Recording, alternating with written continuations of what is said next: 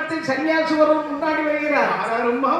ஓடி நடை நடந்து அம்மா 2 முத்து வந்து. ஆமா என்ன முத்து? கப்பி முத்து, ஆப்ப முத்து. ஒரே டெல்லியே முத்தானே. கூறுக டப்பையோட 2 முத்து தானே வலியா. டெல்லி நவரத்தின முத்து மாதிரி 2 வாலிபர்கள் வருகிறார்கள் பார். அவர்கள் இருவருக்கும் மத்தியிலே ஒரு சாமல ரூபன் வருகிறாரே ஒரு தேவனை பார்த்தீங்களா? அவர் நடையும் உடையும் அவர் கரத்திலே பிடித்திருக்க வேண்டிய வில்லும் அவர் நெற்றிலே வைத்திருக்க வேண்டிய திருநாமம் அழகான சாமல ரூபம்.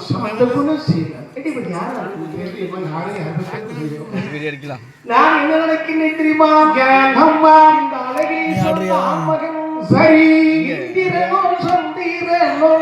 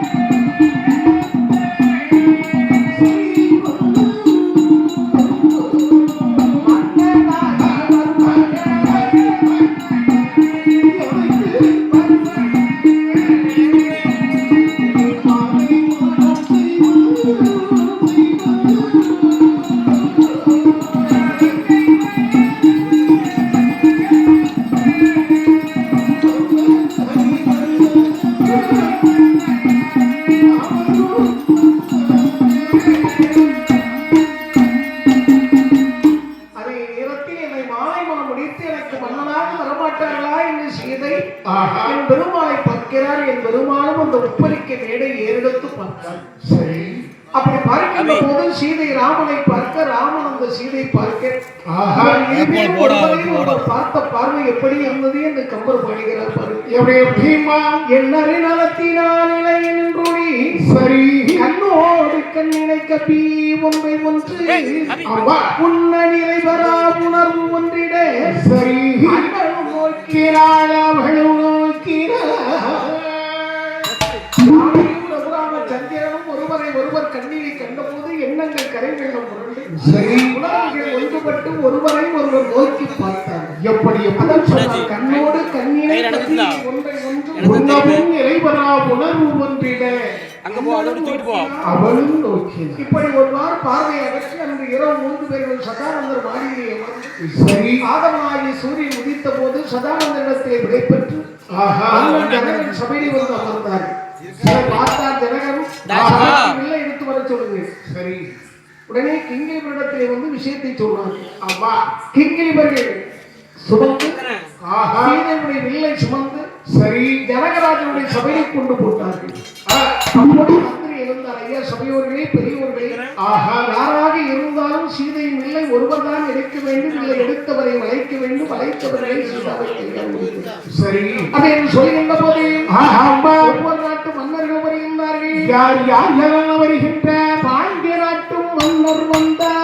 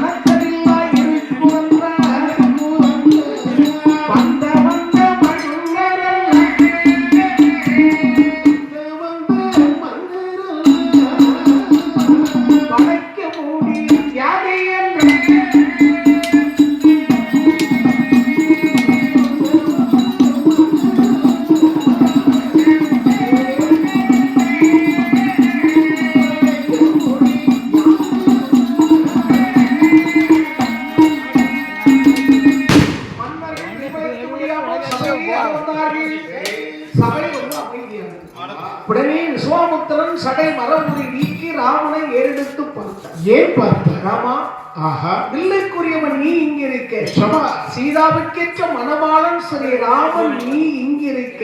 ஆஹா, யார் சொன்ன அந்த வில்லை வளைத்தால் வில்லை வளைக்க முடியுமா? முடியாது. நீதான் வில்லை வளைக்க வேண்டும், நீதான் சீதாவை கல்யாணம் முடிக்கிறோம் விஸ்வாமித்திரன் வாயால் சொல்றார். தன்னுடைய செய்கையால் காண்பித்தார். முனிவருடைய செய்கையை இந்த ராமன் சொன்னார். சுவாமி, ஆஹா, உங்களுடைய அணைக்கரம் எனக்கு இருக்குமே, ஆனால் நானே சொன்னதில் விளைத்து வருகிறேன். நானே வில்வளைத்து வருகிறேன் என்று அண்ணன் எழுந்தபோது தம்பி சொன்னார். யாராகச் சொன்னார்? அருமை தம்பி,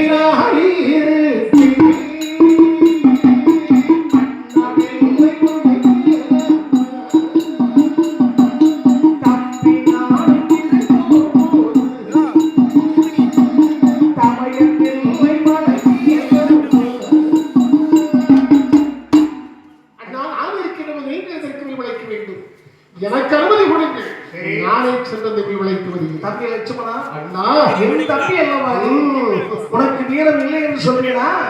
நீ சென்றால் வில்லை வளைக்கலாம், ஆனால் அரசு நிபந்தனை என்ன? வில் வளைத்தவருக்குத்தான் சீதன். ஆஹா, நீ சென்று வில் வளைத்தால் பெண் உனக்கு. அண்ணன் இருக்கும்போது தம்பி கல்யாணம் முடிக்கலாமா? அப்ப அண்ணன் இருக்கும்போது தம்பி மட்டும் கூட்டிக்கிட்டு ஓடலாமா?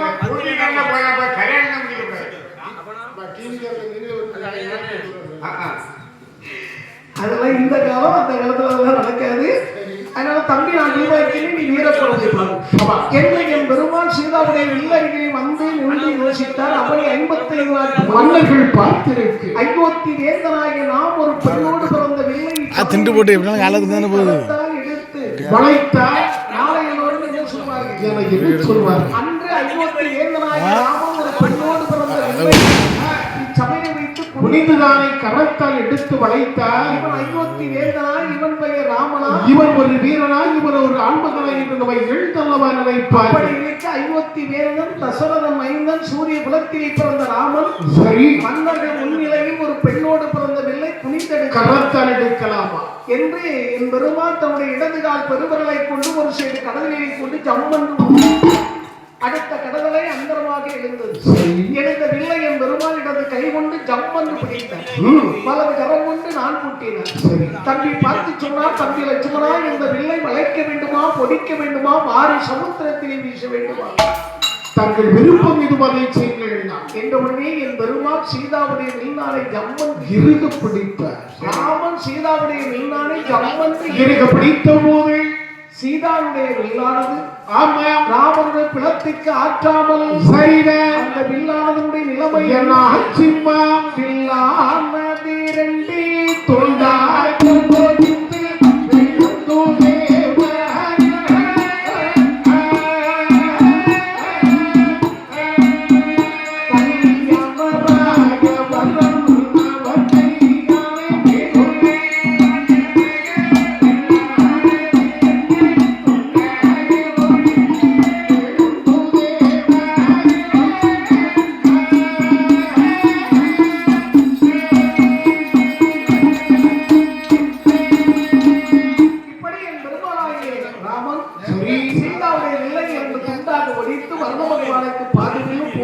படிக்க வேண்டிய புலவர்களுக்கு பாதிகளும் கொடுத்ததாக பெரியவர்கள் சொல்கிறார்கள். சரி, அண்ணனாய ராமன் வில்லை ஒடித்த போது தம்பியாகிய இளையோன் வீரப்பறவை பாடினார். தேவாதி தேவர்கள்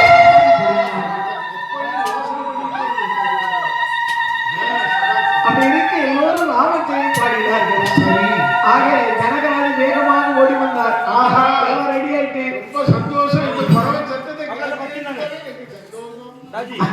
பார்த்தீங்களா? ஒரு சில ஊர்களில் போனா பறவை சத்தமே கேட்காது, கேப்பு போட்டுதான். ஆமா, சரி. அப்படி இருக்க மருமகன் மாமா ஐயா விஸ்வாமித்திரன் அவர்களே, இவங்க 2 பேருக்கும் எந்த ஊர்? செம்புடைய சிசிய கோடிகள். சிசிய கோடியா? எந்த கோடி? கடற்கோடி, அவர் புண்ணிய கோடி. நம்ம இந்த 2 வச்சிருக்கேன். நான் தெருக்கோடி. ஐயா, இவர்கள் யாரு? என்னுடைய சீடர்கள். இவர்களுக்கு எந்த ஊர்? அயோத்தி மாநகரம். யாருடைய புதல்வர்கள்? தசரனுடைய புத்திரர்கள். இவர்கள் பெயர்? இவர் பெயர் ராமன், இவர் பெயர் லட்சுமணன். சரி. சுவாமி இவருடைய குலம் என்ன? சூரிய வம்சம். இத்தனை லைட் போட்டு இன்னும் ஏன் மேல டிம்மா தெரியுது? இந்த வோல்டேஜ் சரி, உடனே கல்யாணத்துக்கு ஏற்பாடு பண்ணுங்கய்யா. ரைட். அப்பதான் ராமன் சொன்னார், மாமா, ஆஹா, ஒரு 10 நிமிஷம் நீங்க தாமதிக்கணும். எதுக்குன்னு கேட்டீங்கன்னா என்னுடைய பெற்றோர்கள் வேண்டாமா மாமா? பெற்றோர்களுடைய கடைசி ஆசை என்ன? பிள்ளைகளை வாழ்க்கையில செய்து கொடுத்து கல்யாணத்தை முடிச்சு ஏண்டா வெடி போடுறது வெடி தயாரிக்கல முனிவர் பின்னால் வந்ததிலிருந்து அதிலிருந்து சீதையுடைய வில்லை முடித்து சீதையை கல்யாணம் செய்ய போவதாக திருநீற்று வாசகம் எழுதி திருநீலக்கண்ணன் கையில் கொடுத்தார். அதை கொண்டு அயோத்தியாபுரியை சென்று என் தந்தையாகி தசரதன் கொண்டு சரி மனமெல்லாம் நடந்து வாசகத்தை கொண்டு தசரதராஜனுடைய கையில கொடுத்தான் தூதும். ஆஹா, இதுக்கு முன்னாடி முனிவர் பின்னால் தாடகையை கொள்வதற்காக சென்ற மைந்தர்கள் என்ன ஆனார்களோ தெரியவில்லை என்று தசரதன் அழுதிருந்தார். கல்யாண பத்திரிகை வந்த உடனே இவருக்கு வந்த சந்தோஷத்திற்கு அளவே கிடையாது. மைந்தராகிய ராமனுக்கு திருமணம் என்று மந்திரி கடிதத்தை படித்து சொன்ன உடனே மன்னராகி ஜனகராஜன் தசரதராஜன் ஆமா படை வீரர்களோடு என்று சொல்லி நண்பதி செய்தால் செய்திகளோடு வான வேடிக்கையோடு தசரதன் புறப்பட்டார். எப்படி வருகிற தசரதன்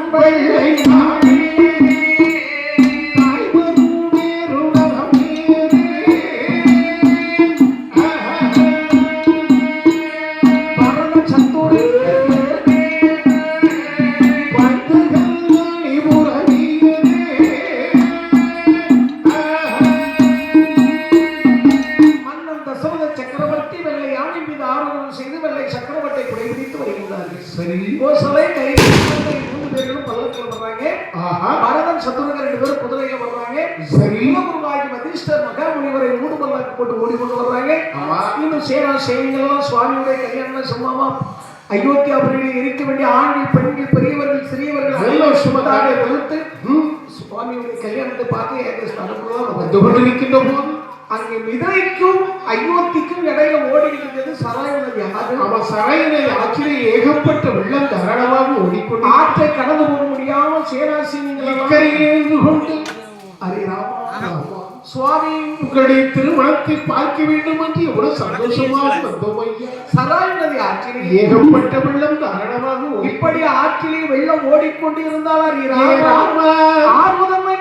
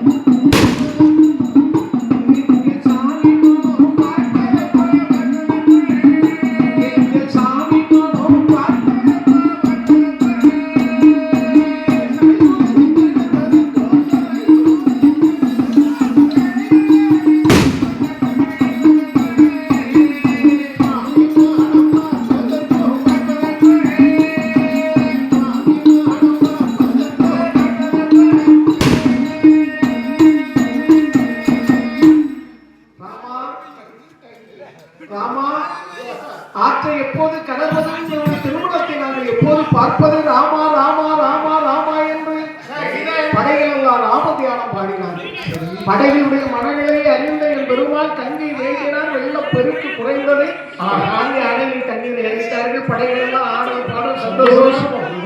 நிதிரைக்கு வந்தார்கள். நிதிரைக்கு வந்தவர்களை எல்லாம் வரவேற்று ஆசாந்திரி அமர வைத்து சரி நாகசாந்திகள் அருந்துவதற்கு போஜனங்களை எல்லாம் கொடுத்து அமர்ந்திருக்கின்ற போது இந்த கோசலை கைகை சுமத்திரை 3 பேரும் வந்தாங்க.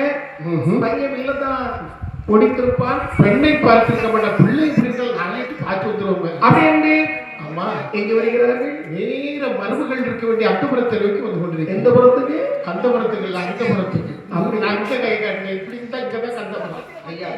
நீங்க அதனால நேர அந்த புறத்துக்கு வர்றாங்க. சரி, கோசலை கைகை 3 பேரையும் கண்ணியை கண்ட சீதா வீட்டுக்குள்ள ஓடி போய் வடக்கு பார்த்து எடுத்துட்டு வந்து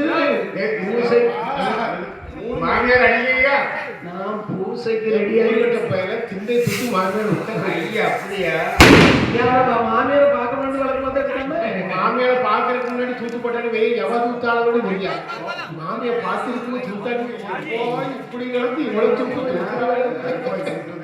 என் பையனை எந்த தூக்கு தூக்க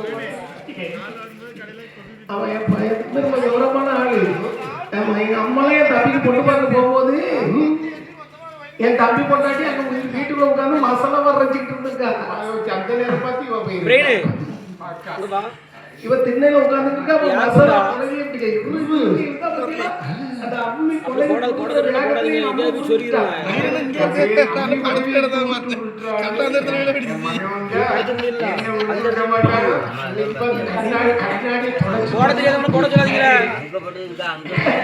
சரி ராமன் சீதை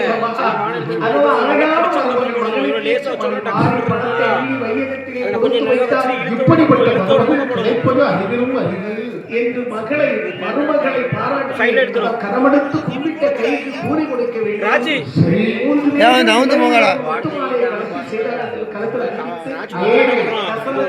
சுவாமி மாமியார் மாமனார் எங்க வேணாலும் போடாதீங்க சொல்லுவா கேட்க மன காலியா எந்த மன மாமியார் சீட்டு இல்ல காலி பண்ணிடலாமா அன்னைக்கு ஒரு பொண்ணு சொல்லுது எனக்கு மாமனார் பற்றி அச்சம் பிரச்சனை. ஆனா மாமியார்னாலே எனக்கு ஒரு அலர்ஜி. மாமியார் அலர்ஜி மாமியார் தான் இருக்கக்கூடாது. ஏன்னா தொடர்ந்து அன்னைக்கு சொல்றா இருந்தாலும் நம்ம பாக்கியலட்சுமி மாதிரி தீங்க வச்ச ஒரு மாமியார் சொல்றேன். சொல்ற இல்ல அவங்க டைல்ஸ் போடல. ஆனா மாமியார் இது அங்க கொண்டு வச்சுட்டு வந்து வீட்டுல கொண்டு வச்சுட்டு இருப்போம். வச்சவன் பாக்கியலட்சுமி எதுக்கு டைல்ஸ் போடுறது எதுக்கு போடுறீங்க? அது எரியறதுக்கு தான்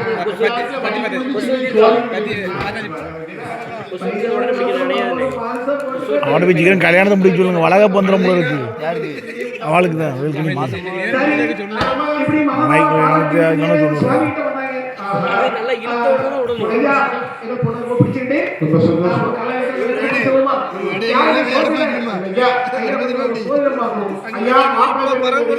ஏய் நான் ஒன்று போட இவன் ஒருத்தன்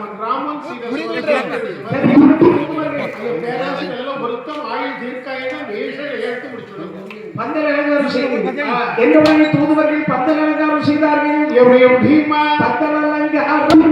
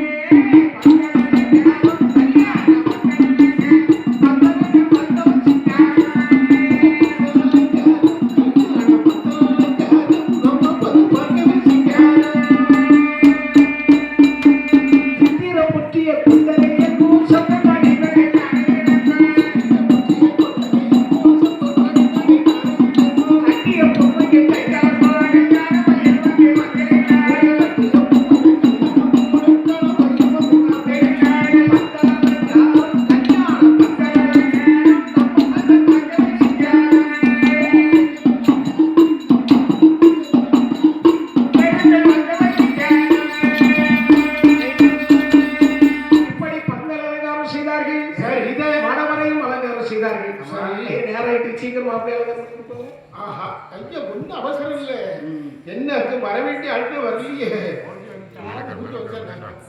அப்ப மாப்பிள்ளை தங்கமுத்து சரப்பாளியாம் சரிகை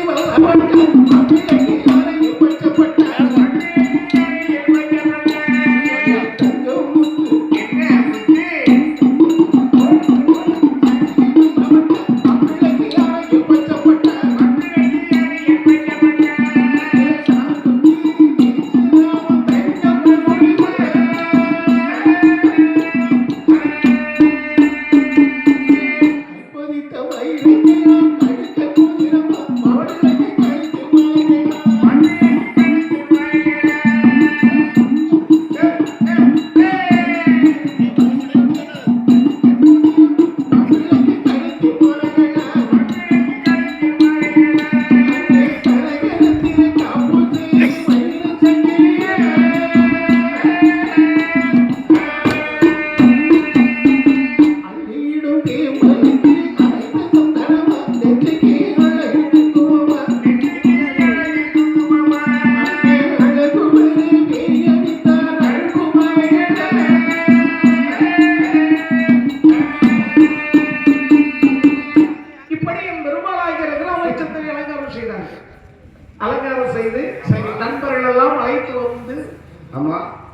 ராமனை மணவரையிலே கிழக்கு முகமாக அமர வைத்தார். மாப்பிள்ளை கோலத்திலேயின் பெருமாளாகிய ரகுராமச்சந்திரன் மணவரையிலே அமர வைக்கிற போது சரிதான். பெண்களெல்லாம் சேர்ந்து சீதை அலங்காரம் பண்ணாங்க. எப்படி எப்படிமா எப்படி பாருங்க, ஆஹா தங்கத்தின செய்த மணி தங்கம்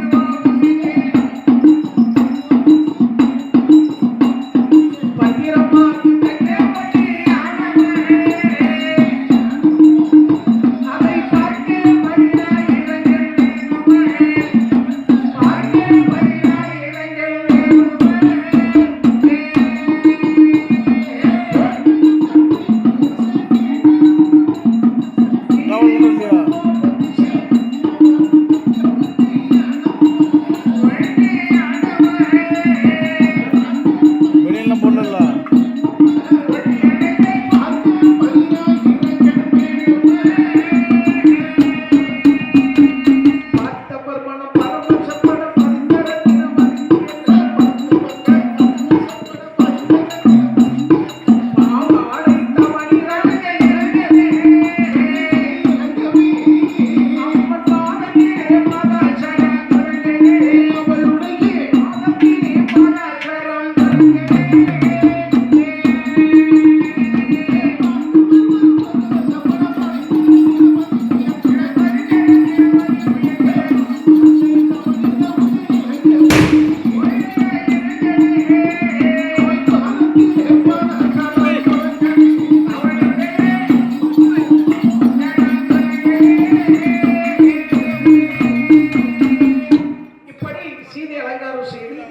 சீதை இடது பக்கமும் ராமரை வலது பக்கமும் அமர்த்தி 2 பேருக்கு மாமன் கிடைக்கிறாங்க. அம்மா 2 பேருக்குமே மாமன் கிடையாது. அதனால முக்கன் என்று சொல்லக்கூடிய ஒரு தேங்காயை எடுத்து மாமன் கிடைக்கிறது. சித்திர சப்பை தாழ்ந்து தன் மாங்கல்யத்தை கையெடுத்து பெரியோர்கள் யாவையும் தொட்டு வாழ்த்தி வணங்கி என் பெருமாளை கையை கொடுத்தார். பெரியோர்கள் கொடுத்த மாங்கல்யத்தை சரி என் பெருமாளாகிய ரகுராமச்சந்திரன் சிரித்த முகத்தோடு தன்னுடைய 2 கரத்தால் எடுத்து அவர் அரைகர அரணையம்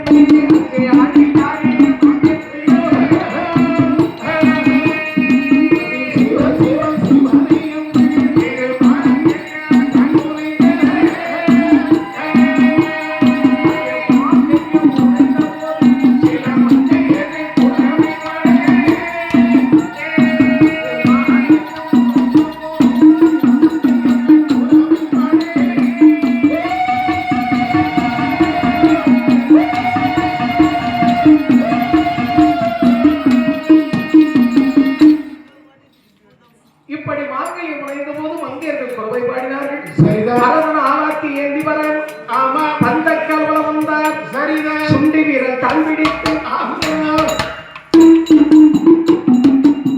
சுத்தி வர மத்தவீடும் அம்பிகள் தன் அந்தரியை கை கொடுத்த மாப்பிள்ளை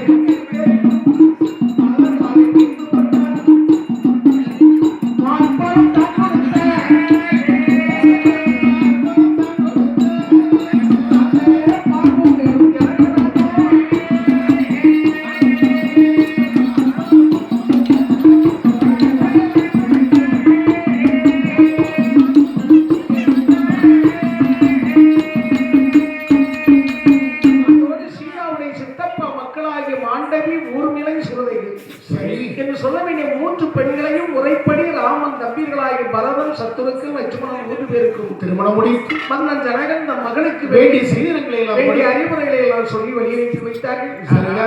மணமக்களை அழைத்துக் கொண்டு தசரத சக்கரவர்த்தி அயோத்தியாபுரிக்கு வந்தார். வந்து ஆஹா இப்படியும் பெருமாளாகிய ரகுராமச்சந்திரன் சீதையை கல்யாணம் முடித்து அயோத்தியாபுரிக்கு அழைத்து வந்து ஆமா மலர் விரித்த பஞ்சனை மெத்தையிலே சரிதான் சீதையின் சகோதரனாக ஸ்ரீராமர்